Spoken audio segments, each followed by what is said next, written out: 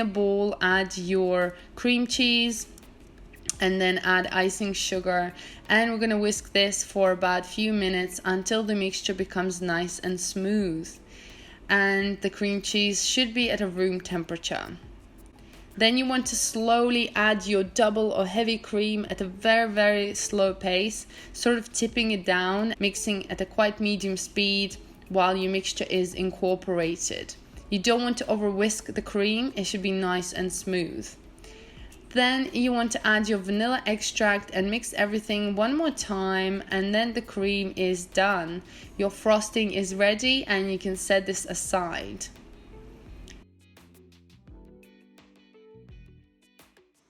You can use this whipped cream for different recipes. I'm using it to decorate my cakes.